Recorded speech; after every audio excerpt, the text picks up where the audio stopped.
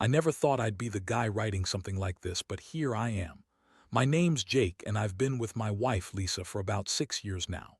We got married last year, right after a pretty intense engagement, and I honestly thought we were good. We had our ups and downs, sure, but I believed in us. We had plans, dreams, a future I thought was solid. That all changed in a way I never saw coming. It started subtly. Small things, really. Lisa, been more distant lately. She'd come home late. Say she was out with her friends, but I'd notice she'd be texting or calling someone more often, her phone always face down. I'd catch her in little lies, too. Like, she'd say she was working late when I knew she wasn't, and I'd find her on her phone hiding her screen when she thought I wasn't looking. Nothing concrete, but enough to make me uneasy. I didn't want to jump to conclusions, so I kept quiet and tried to be supportive. Maybe she was stressed or just needed some space. But then the signs got worse. She started avoiding intimacy, our usual routines cuddling. On the couch, quick kisses before bed dwindled to nothing. She seemed tense, nervous even.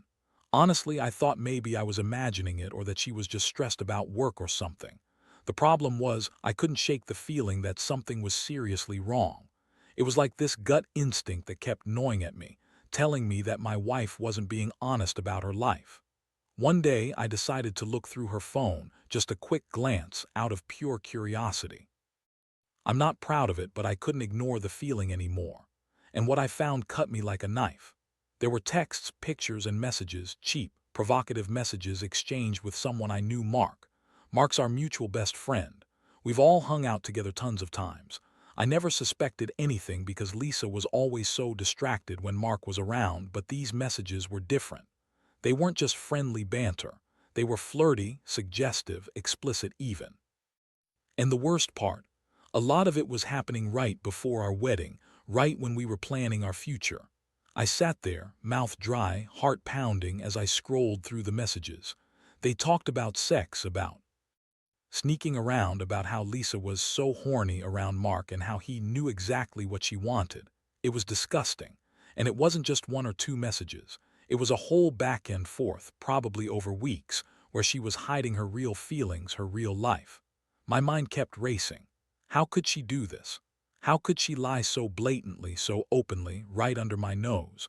I felt betrayed in a way I never thought possible. This wasn't just a fling, it was something more, something that had been going on for a long time, and I had no idea. I didn't want to confront her right then. I needed time to process all this chaos inside me. So I put her phone back, tried to act normal, and waited for the right moment.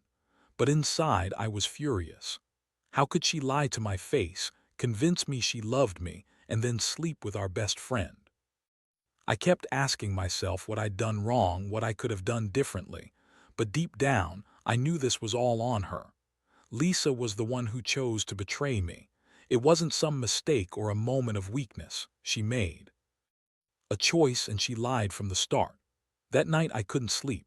My mind kept replaying everything I'd uncovered. I thought about Mark, about the laughs, the talks we had, how I'd always trusted him, how I never suspected what was really going on behind my back. The betrayal stung so badly I felt like I was suffocating. I kept wondering if I was overreacting, if maybe she'd come clean and admit her mistake, but deep down I knew better.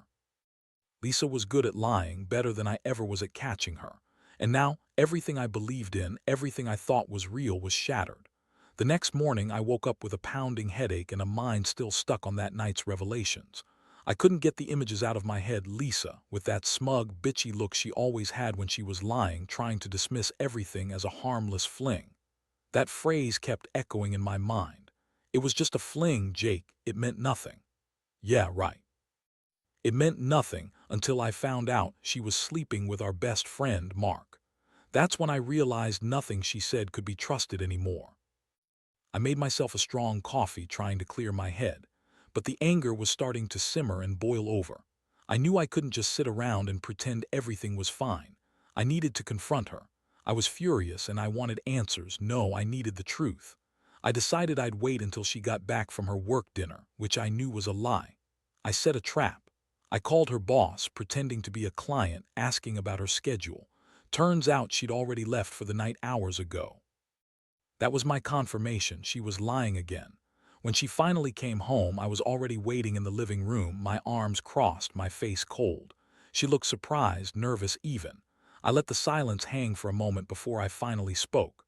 "Lisa, I know everything," I said, my voice steady but filled with a deep anger. Her face twisted into that bitchy smirk she always used when she was trying to manipulate me. "What are you talking about, Jake? You're overreacting."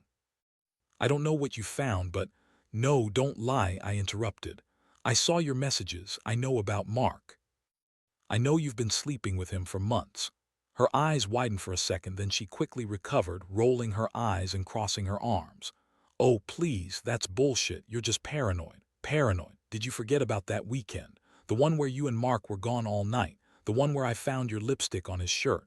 Or do you think I didn't notice how you've been acting different, distant, secretive, like you're hiding something?"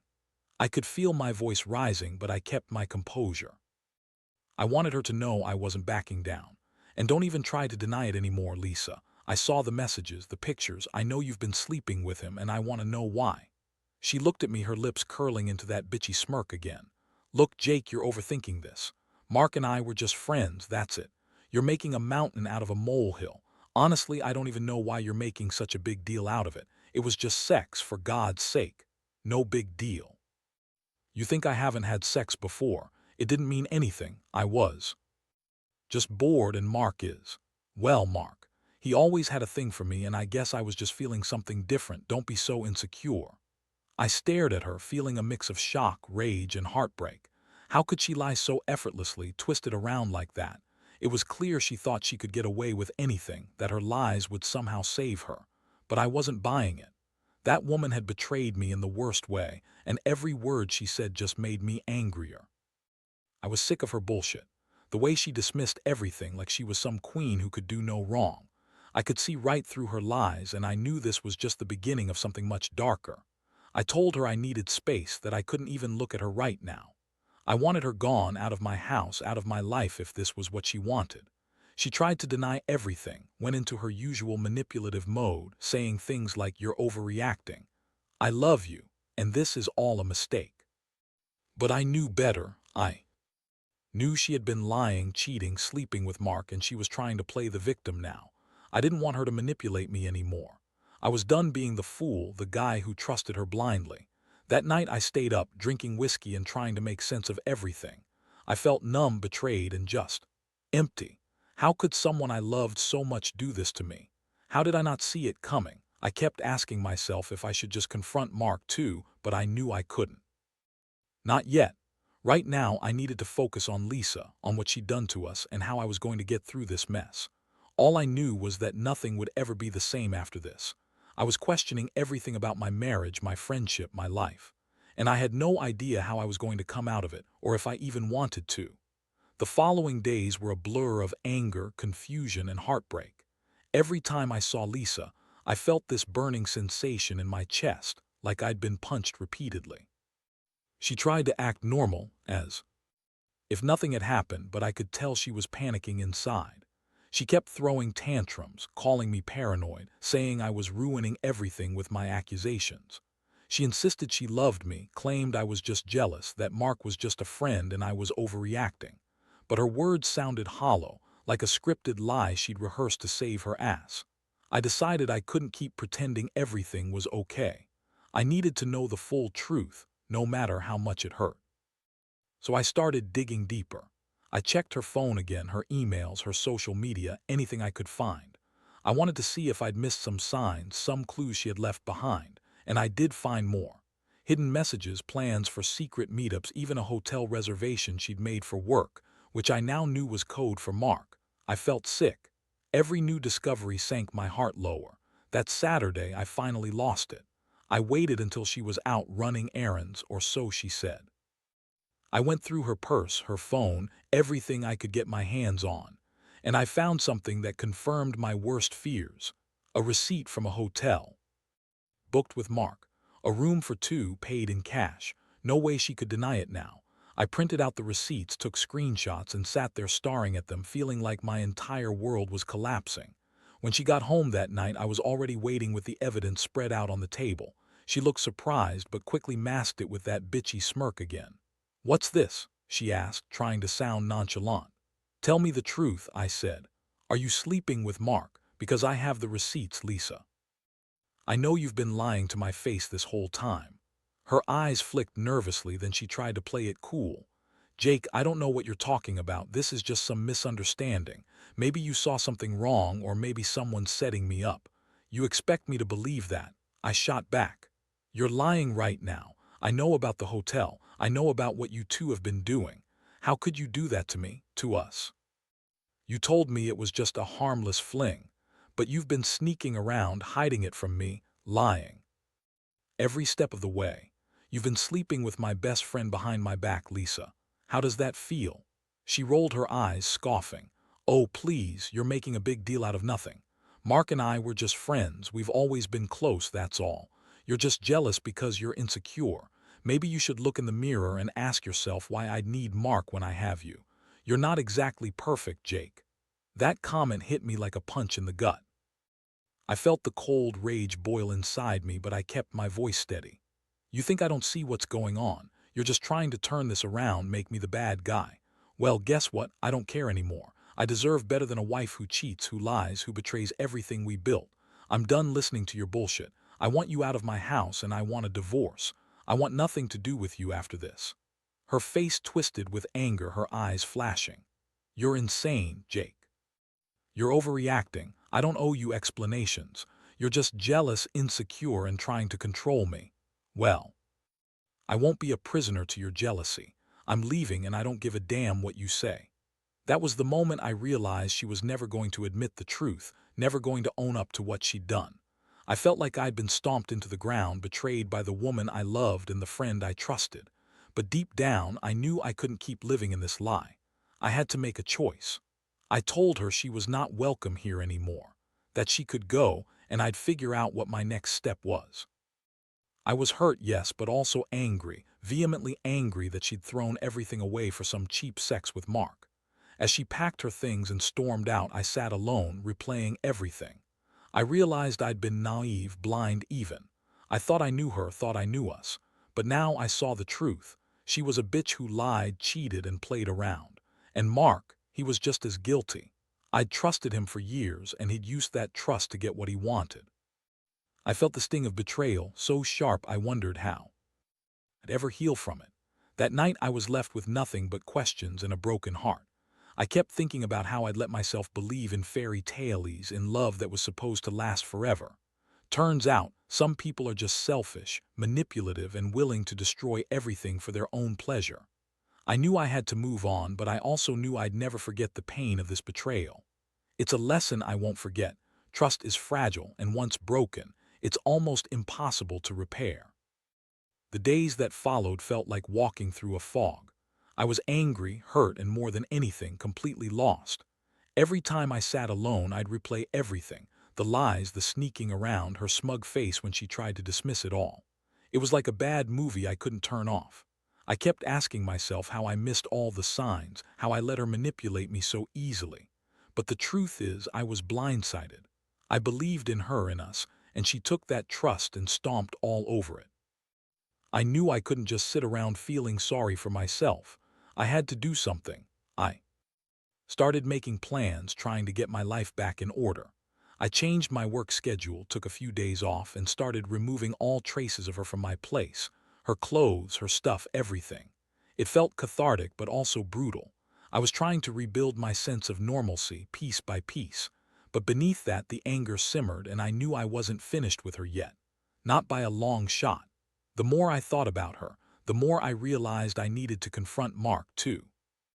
I couldn't just let him walk away like he hadn't been involved. I spent hours digging through his social media, trying to find out if he was seeing anyone else, if he had some plan to keep this secret. That bastard had always acted like he was too cool for school, but behind that, I knew he was just as guilty. He'd used my trust, my friendship, to get what he wanted. And for what? Some cheap sex and some fun. That wasn't how I saw it. That was betrayal of the worst kind, and I wasn't going to let him get away with it. One night, I finally reached a breaking point. I decided I'd meet him face to face. I texted him, telling him I knew everything, demanding we meet up. I wanted to see his face when I told him what I thought of him. When he agreed to meet, I felt my blood boil. I wanted to make him regret ever crossing me. I didn't plan to go easy on him, not after what he did to me, to Lisa, to everything we had. The meeting was set at a quiet bar downtown. When I saw Mark walk in, all confident, acting like he wasn't guilty, I felt a new wave of rage. I didn't hold back. I told him exactly what I thought, how he used my trust, how he took advantage of my wife, how he was just a cheap thrill for her. I didn't yell, but my words cut deep. I told him he was a hypocrite, hiding behind his friendship while he was screwing my wife. His face went pale, but he tried to defend himself, saying it was just sex, that she was emotional, that he didn't mean for it to hurt me. I looked him right in the eyes and told him to get out of my life, that I never wanted to see him again. I told him I was done with the whole lot of them. The betrayal had cut too deep. That night I felt a strange sense of relief, like I'd finally taken back some control, but it also left me emptier than ever. I realized I was more alone than I thought, and I'd have to rebuild from the ground up. I spent the next few weeks trying to heal. I went to therapy, talked to friends, and tried to sort out my feelings, but the scars ran deep. I kept wondering why she did it, why Mark turned out to be just as much a snake. I replayed every moment, every sign I missed, every lie she told. It was like I'd been blind, and now I was stuck with the painful truth.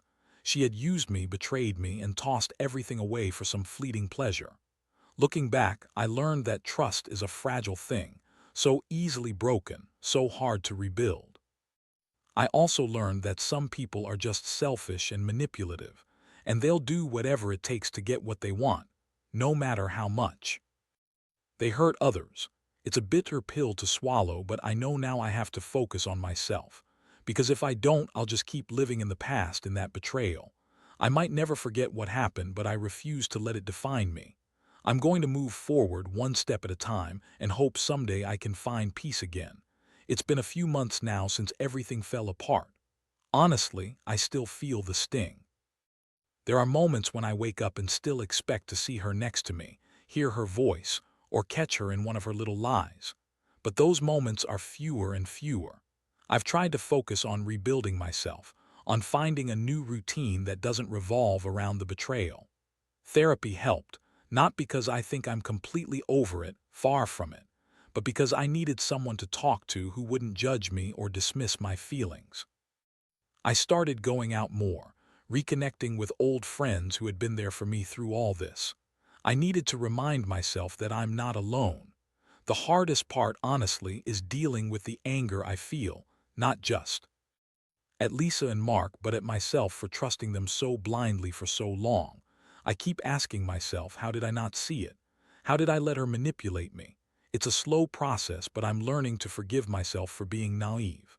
Most importantly, I made a decision. I realized I couldn't keep living in the past, obsessing over what went wrong. I needed a fresh start, so I moved out of the house we shared. It was a tough choice, but I knew I had to create some distance from everything that reminded me of her, her lies, her betrayal, her sneaking around. I found a new apartment on the other side of town, close to work, and I started filling it with my own stuff, things I actually wanted, things that made me happy. I also started dating again, not because I'm looking for someone to replace Lisa, but because I just needed to feel alive again. It's been a strange experience, putting myself out there after being betrayed so badly, but it's also been freeing. I've come to realize that not everyone is like her or Mark. There are good people out there, and I deserve someone who respects me, who values honesty. Looking back, I can honestly say I've learned a lot from this whole nightmare. The biggest lesson: trust is earned, not given freely. And once it's broken, it's almost impossible to repair. I also learned that some people are just selfish, Lisa, Mark, all of them, trying to satisfy their own needs at the expense of others. It's hard to accept, but I've come to terms with the fact that I can't change them. I can only change how I respond. Most of all, I've learned to value myself more. I won't tolerate lies and betrayal anymore. I won't let anyone pull me down or make me feel less. It hurts, yeah, but I know I'm stronger than I thought.